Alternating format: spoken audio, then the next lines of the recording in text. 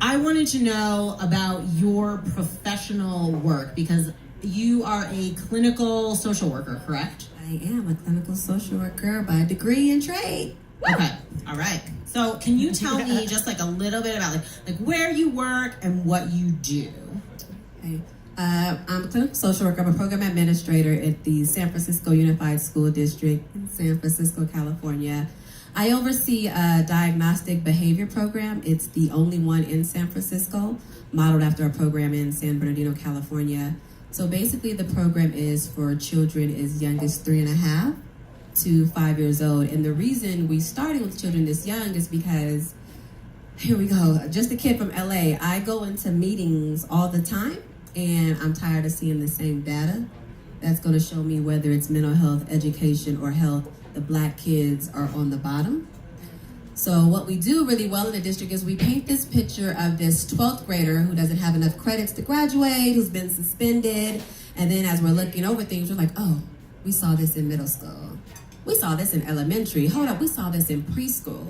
So my program is truly an early intervention where we're looking at the environment. And the reason we're looking at the environment, because those that are educators know, by the time a kid gets to your class, you just want them to be able to attend or to sit so they can access the instruction.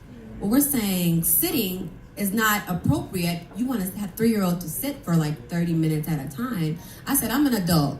The way you want to get Crystal Hawkins from South Central LA irritated, invite me to your meeting and I don't have an agenda to see what's going to happen next.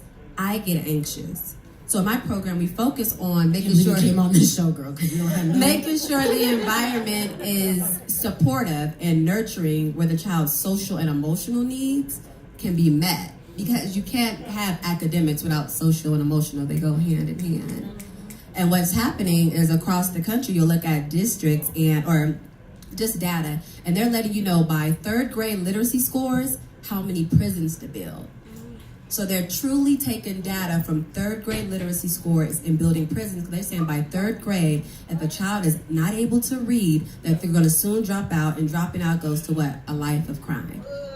So that's the data. California has the highest number in the country of being significantly disproportionate. I'm not a math major, but that's how I break this down. Significant disproportionality is basically when you have a small number of Black people or people of color, any economic or demographic group in a category that they're overrepresented. In San Francisco, Black students make about 4% of the students in the district.